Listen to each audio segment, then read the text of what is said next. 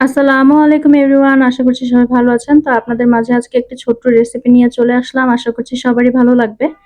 তো আজকে হচ্ছে আমি আপনাদের সাথে ব্রাউনি রেসিপিটা শেয়ার করব। তো এখানে হচ্ছে ১ম এ আমি ২ টা ডিম নিয়ে নিয়েছি বড় সাইজের, আর হচ্ছে পরিমাণ মতো চিনি দিয়ে নিচ্ছি।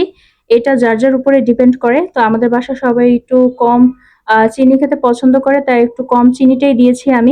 আমি এখানে ডার্ক চকোলেট ইউজ করেছি। আপনারা চাইলে মিল্ক চকোলেটও ইউজ করতে পারেন। আমার কাছে একটু বিটারটাই ভালো লাগে।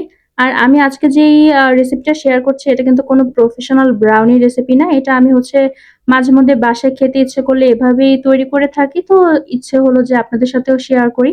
হয়তো কারো ভালো লাগতেও পারে। তো কি ইনগ্রিডিয়েন্টস এখানে দিচ্ছি আমি নিচেও লিখে দিব। আর ভিডিওতেও দেওয়া আছে, আপনারা চেক আউট করে নিতে পারেন। তো এখানে কিন্তু কেকের মতো এটা কিন্তু ভালো করে মিক্স করতে হয় না, খুবই আলতোভাবে।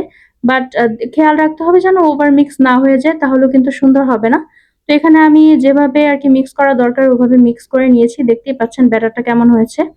আর এখানে আমার হচ্ছে এর চেয়ে ছোট আমার কাছে প্যান ছিল না ব্রাউনি মেক করার জন্য।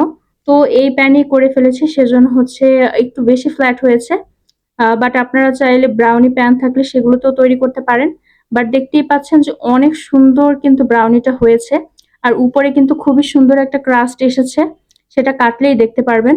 তো এখানে আমি কিন্তু ব্রাউনিটা বের করে ঠান্ডা হতে দিয়ে দিয়েছিলাম। বেশি ঠান্ডা না, কারণ ব্রাউনিটা একটু ওয়ার্ম খেতেই মজা লাগে। আর এই তো দেখতেই পাচ্ছেন উপরে কি সুন্দর একটা ক্রাস্ট পড়েছে।